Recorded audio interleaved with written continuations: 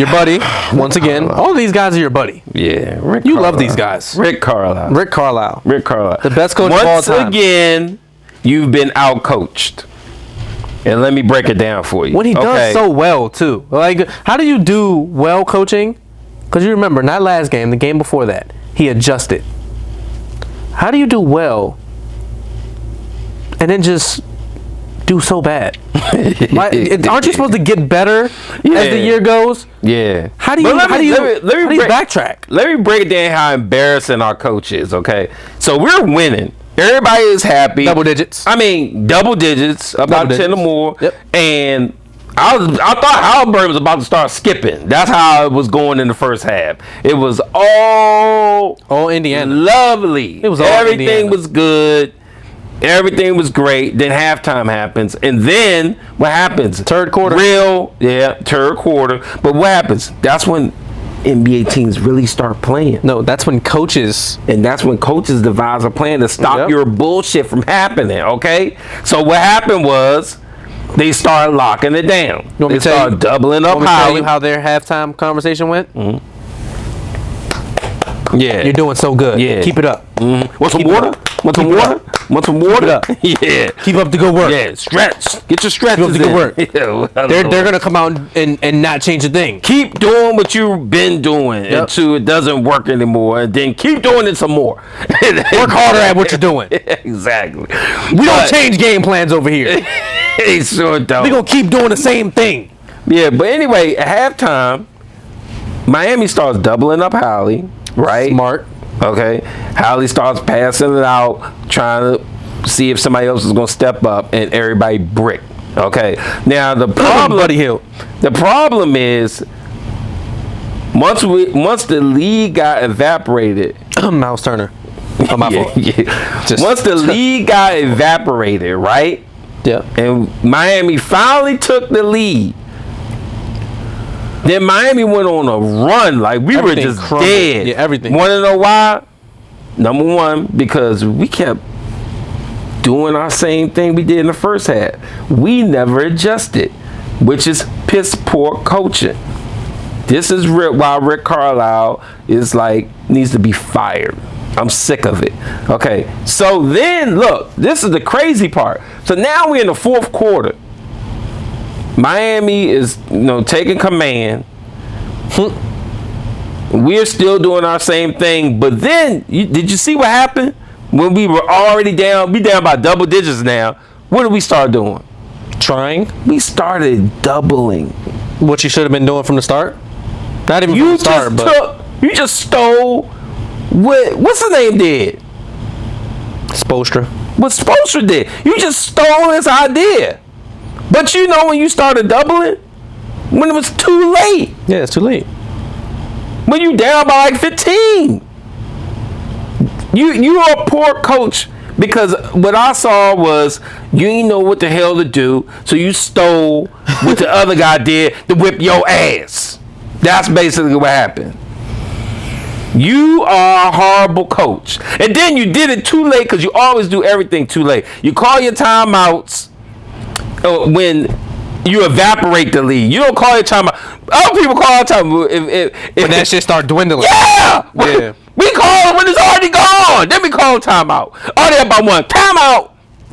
How are they gonna call timeout when we're still about 7? Yeah. As soon as you seen the momentum shifting. Call timeout. You wait till the shit already shifted to call a timeout.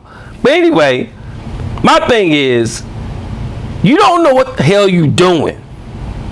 I mean, obviously, when you got Oscar and Jarris Walker playing with the G League, when we could obviously exactly. They were there today, though. Can we get them there? No, I'll tell you about that in a second. Let me finish this joint up. But I know why they. The only reason why they're doing that is because the Mad Ants moved. So now they're playing. Yes. And what's the chunk called? Cambridge Field. Yes, they're in Indiana. So it's easy to move them back and forth. They they play a game, they come back and play with the Pacers. They're not going off somewhere and gone. They in the same house. I'm not saying that. Yeah. But they shouldn't be playing with them at all. They should be getting bumped with the Pacers. With us. Yeah. With the Pacers. But obviously, Carlisle says he isn't ready, which is another knock I have on Carlisle. But let your rookies play. But let me finish this last point up. So, yeah, your adjustment in that game should have been when the threes ain't hitting, stop damn shooting them. You put Miles in that paint and you go big. They go small, we go big. Put Miles in there, put Jackson in there, and you go to that hole and you go to that paint and you go to the free throw line. You go to that paint and you go hard charging to that paint. Stop shooting those threes. They out here with old ass Kevin Love and a bunch of youngins. No center in sight. No Adebayo. And we never went down low. No we just Adebayo. kept chucking up brick threes. No Adebayo should have been free food in the paint. In the paint, man. And that's why I say, Rick Carlisle, at 43s, you are a trash ass coach. And I'm done with you. Because there's no way in hell we should have lost that game. No way in hell. At all. That's piss poor. And then, what does he do? He leaves our young rookies hostage. No bump. They playing small ball. We got people in foul trouble, and you don't even let Jarvis Walker in the game at all. At all. We in foul trouble. We fouled out 3 people. And they got no 3. I ain't never seen that in the history of the Pacers. 3 players foul out of the game. I've been watching them since the 80s. I never seen that. And Jarvis Walker can't get no bump? I mean, how many times do we have to say? Shepard can't get no bump? How many times do we have to say, can you please free them? Gotta free them. I mean, at this point, can they do any worse than what we're seeing? Yeah. They can't. I don't think they can. They can't. It can't get any Especially worse. on the defensive end. It can't get no worse. It can't get no worse. And I bet you we upgrade in the rebounding department. Yeah. I bet you we upgrade in the defensive department. Yeah. You know what I mean? I think it only gets better. Let your young guys eat. Yeah. That's all I'm saying. Carlisle needs to look in the mirror because he does. Because seriously, like, you don't know what you're doing. You really don't. You are lost when it comes to coaching this team. Period. First of all, well, I ain't gonna say first of all. All I'm saying is everything needs to be adjusted. Because we gotta stop this 140, like 150s, getting blown out by 50, we gotta stop that. We got to figure it out. And I heard today, the reason why Jarvis Walker isn't playing is because he's not ready yet. He's practicing with the team. And apparently there must be glaring issues in this when he's practicing that he's not ready to play in the NBA yet. So is the motherfuckers you got there on the floor now. They ain't ready to play in the NBA. And it's very obvious. You can see it. But Howley said, hey, I want to win now. That's what he said after he was in thing. So Rick Carlisle's trying his best to not go straight developing rookies and trying to win. But if you're going to do that, Rick Carlisle, you got to focus on defense. Don't worry about scoring. No. Defense. Put your best defensive lineup out. That's what you got to do. So the other day, I said, put this lineup out. Howley can never be with Buddy again. Too much no defense. Too much no defense. And Buddy's inconsistent. Yeah. It needs to be Howley, Bruce Brown, because he's short. He can defend, but he's going to defend short people. Don't have Bruce Brown at the 4. Don't have Bruce Brown at the 3. Bruce Brown is a 2. 6'4", bro. He's short. He's short. Got to be at the 2. A lot of short people on our team. Yeah. Neesmith's bulkier. He got more At the muscle. Put him at the 3. 6'7". No, he ain't 6'7". He's 6'7". No. He is 6'7". Look at it. 6'6" or 6'7". No. He's not 6'5". Oh, yes. Yes, he is. He's all of that. He might be 6'4". He's short, but he's stocky. So, Neesmith at the 3. And eventually, you know, I wanted the 3. Shepard. You want Ben Shepard at the 3? Hell yeah. Because he's 6'7", 6'8". He could shoot the 3 and he could defend. And he's already defending. That's why he get more bump than Walker does. And they said that. He said that. He said Shepard's practicing. He's a great defender. He knows how to switch. He's already praises Shepard. And that's why Shepard got more minutes playing time than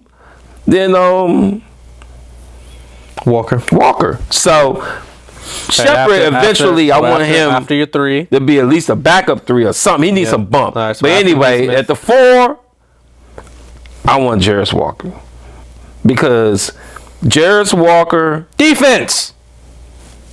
He learned that already. He know that. Now He was in Houston. He may not know NBA. He was in defense. Houston playing defense. Yeah, he was. And there is no defense in college. Exactly. There's zero defense in college. Now he may not know NBA. I think he was in Houston, right? I think he was Houston. Yeah. Yep.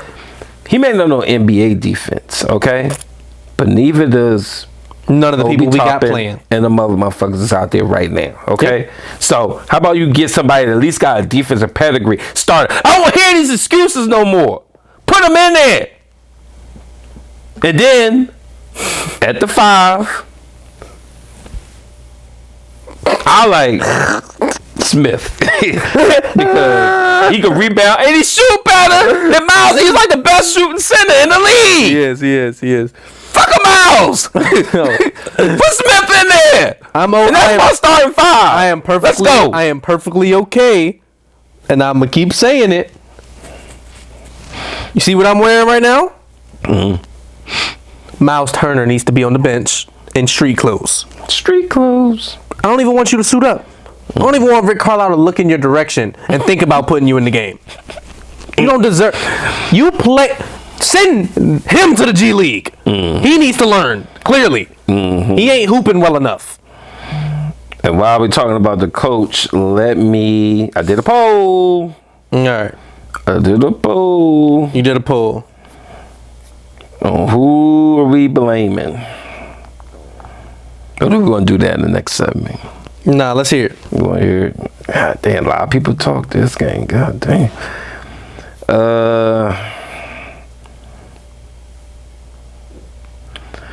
Who do you blame for the loss? I put Matherin in 0%. Nobody blamed Matherin for loss. Hey, I think Matherin shot pretty good, but his defense was trash. Yeah, but that's the least of. He didn't brick up a bunch of shots. Turner only got 4%.